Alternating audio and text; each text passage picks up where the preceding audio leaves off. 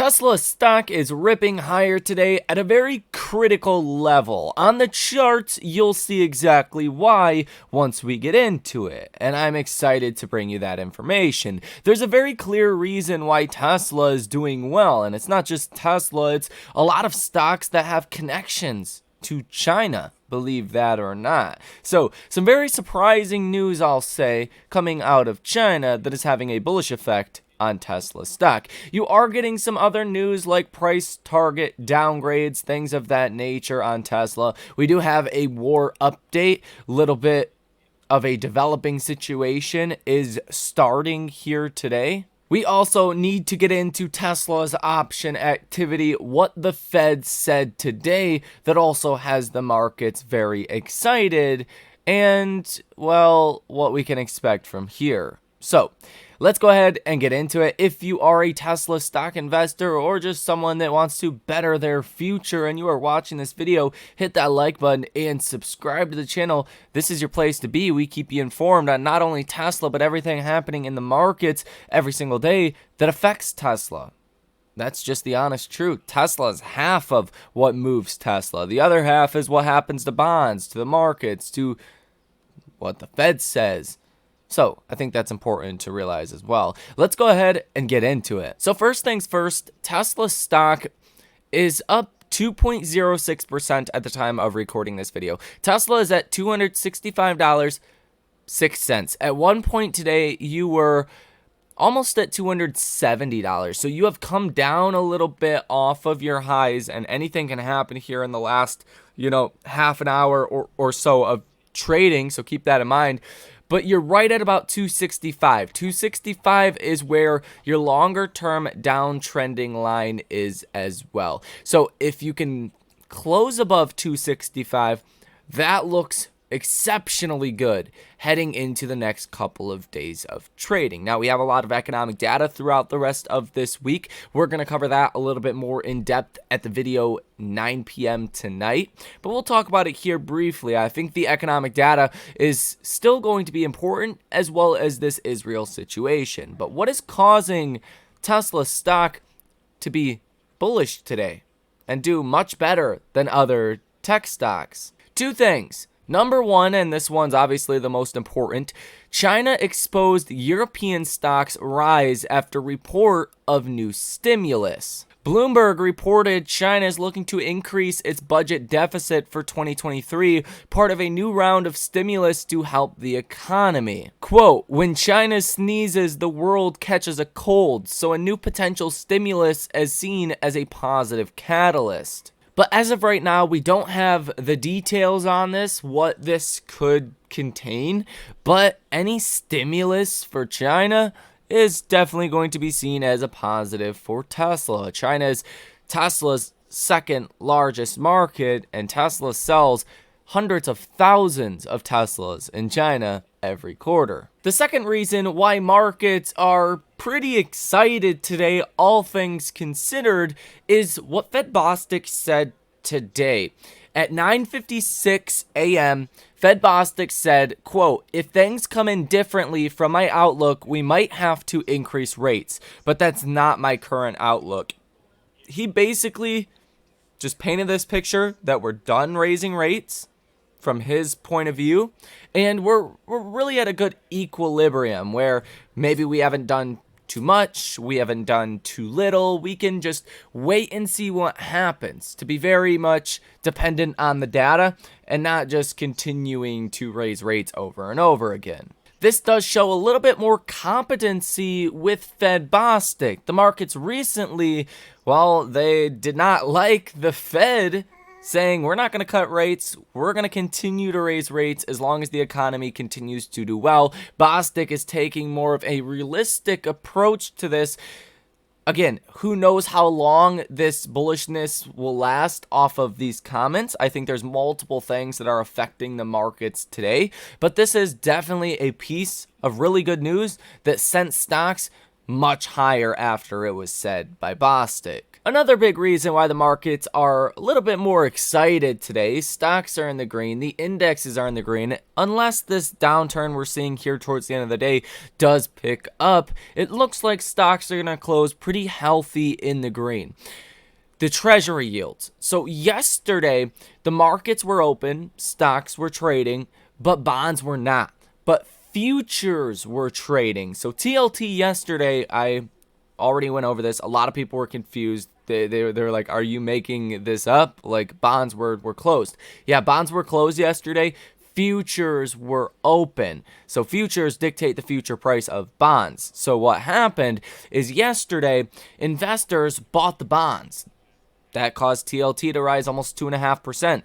That meant yields falling. So once you open today, the 30-year treasury is down about 11 basis points. The 20-year treasury is down almost 11 basis points. And the 10-year treasury is down about 13 basis points. That's great, and that's having a positive effect on our markets. But what you can actually see today is a muted response with TLT. You're not really getting that continued rise. You're not really getting that continued sell-off, which is actually good. What we seen yesterday was bad. You don't want to see oil up 4% and investors buying the bonds. That's a rush to safety. That's a flight to safety. And it doesn't look like that is continuing today, but I think it really depends how this situation goes with Israel if more individuals, countries get involved in this. I just posted this over here on X. If you guys have not followed me already, go ahead and follow it. Follow this account, Michael Tyler. Pretty simple here. I put out the White House says 20 plus Americans are missing in Gaza, some of them presumed hostages. And I noted that stocks are falling on this statement. This is more so directly involving the U.S. 20 plus Americans being missing, some of them hostages. That drives the odds higher that we get involved in this conflict. As far as the war in Israel, I think it's important to know that as long as nothing changes and the situation doesn't get worse, the markets will get over it. But if this continues to escalate and it looks like maybe we are closer to getting involved, we meaning the U.S. or potentially Iran or any other country or as Hezbollah, that's where this could take a turn for the worst for the markets. Now, the U.S. just said 7 minutes ago, quote, U.S. engaged in contingency planning in case situation in Israel escalates. Let me be clear, we did not move the carrier for Hamas, Sullivan told reporters at the White House.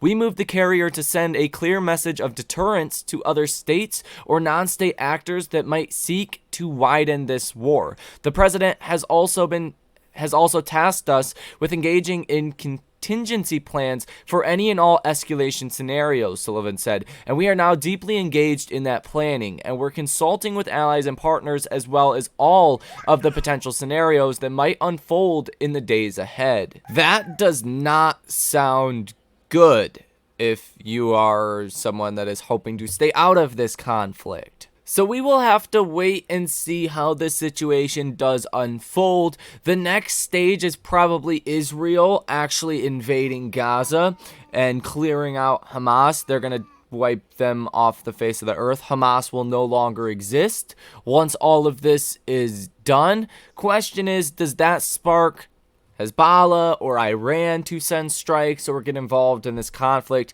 That is something that I'll be watching pretty closely because that's where the U.S.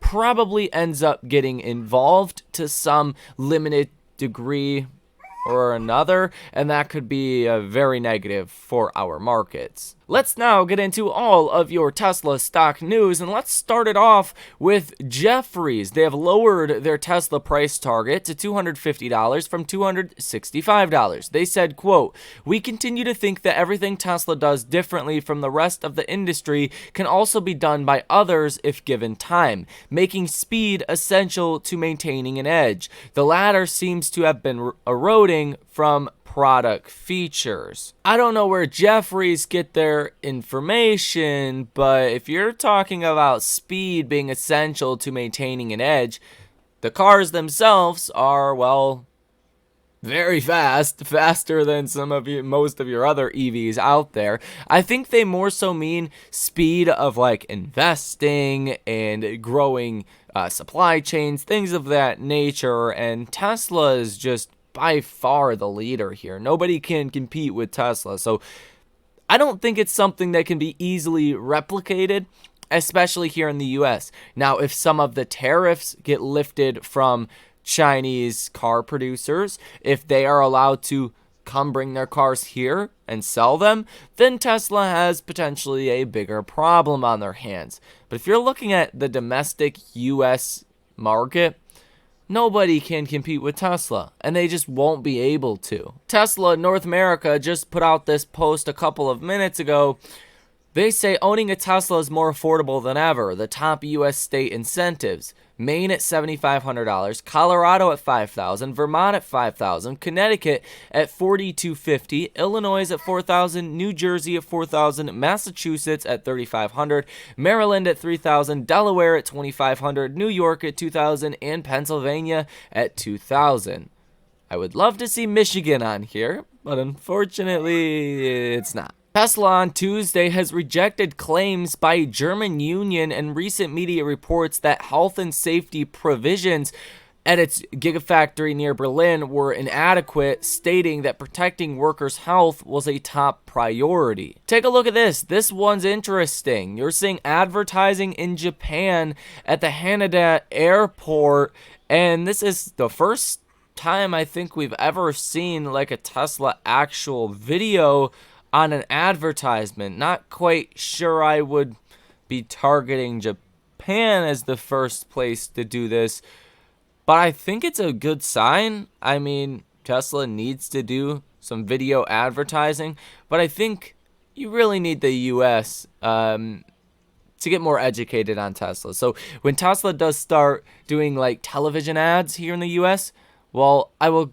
get a lot more excited on the potential of Americans to continue to adopt Tesla. A lot of people know about Teslas, but most people don't. Most people think they're very expensive. Most people think you're going to run out of battery, that it takes hours to charge. A lot of people are very just naive to Tesla's capabilities.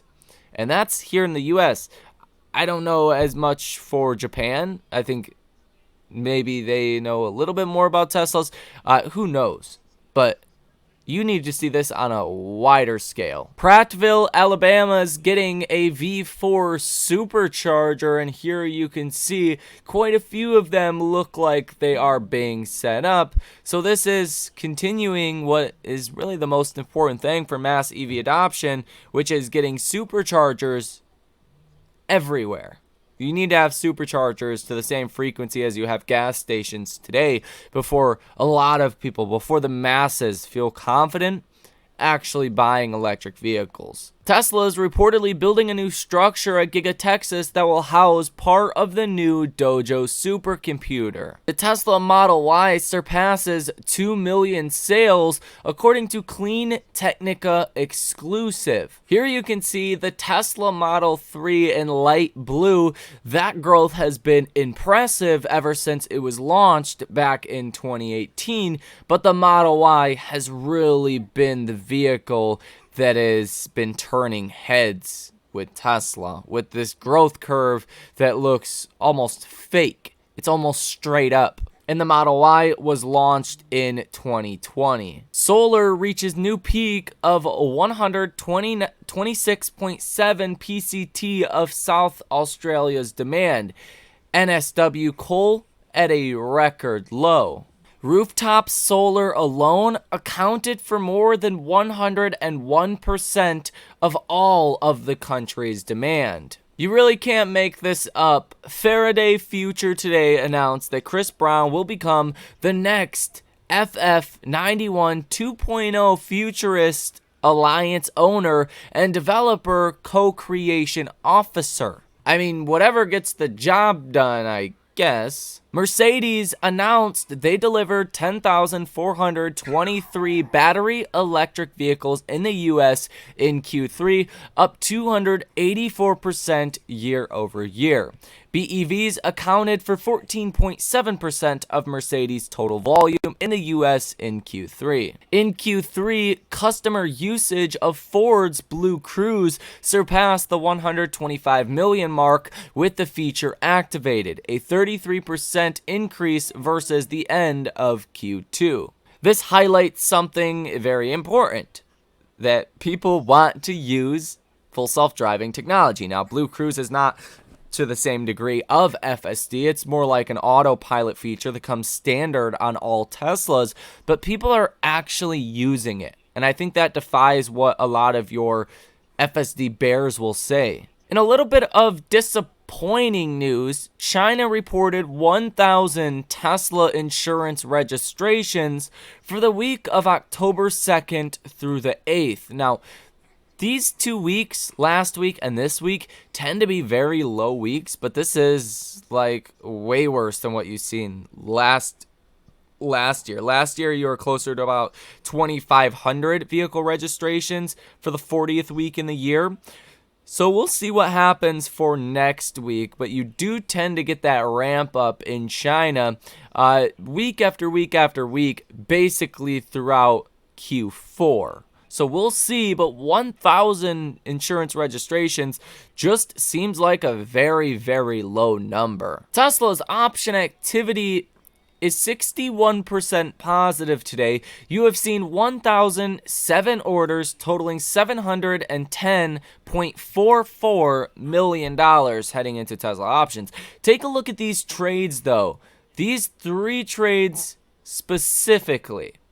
What in the world? Just I guess there's a bunch of trades that are very strange. So January 19th, 2024, a 475 put for $51.67 million. January 19th, 475 put worth $51 million. A January 19th, 2024, 450 put worth $93 million.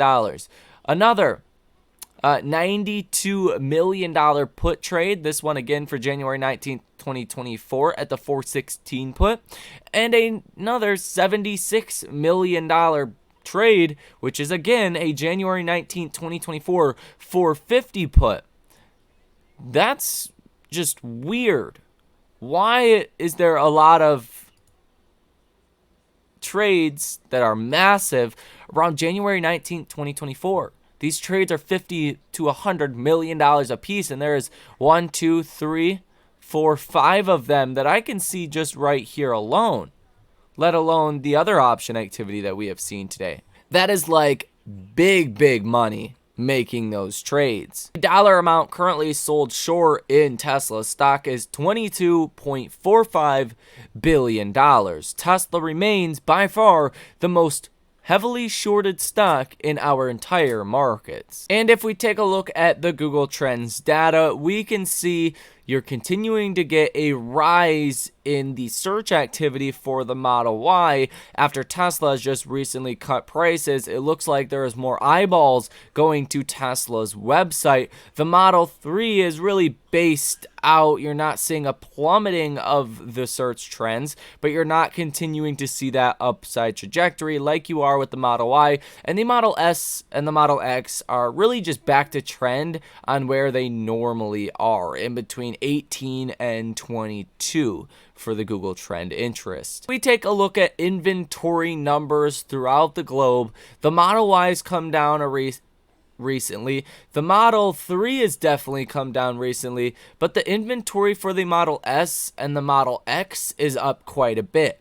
This maybe could mean they're producing more of these. It's really hard to tell why the inventory is basically going vertical in a straight line, but it looks like Tesla's remaining with low inventory. That's what you want to see coming on Tesla's earnings report. That's one of the big arguments the bears always make, is Tesla has a lot of inventory. Tesla stock at the time of recording this video is $264.34 per share. You're slightly under that $265 level. What we've seen today is really good. I mean, the stock's up 1.8%. I'm not going to argue with that, but you really want to see a close above 265, even if it happens in after hours today. Now, if not, no big deal. We're right at that resistance level, and when you do get good news or another green day potentially with the markets or Tesla, you're probably going to get a gap up above 265.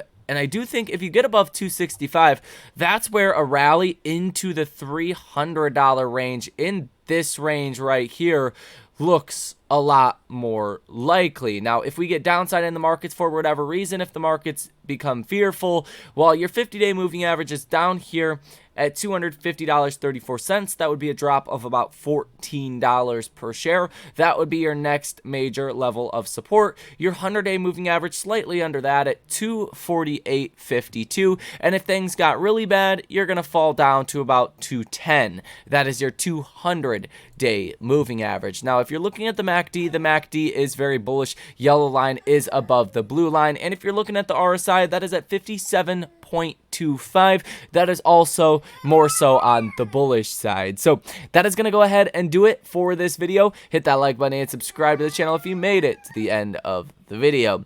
Also, if you guys want to come trade with us live in real time, link down below in the description of this video. Thank you for watching. My name is Michael Tyler. Enjoy the rest of your day, and I will see you in the next one.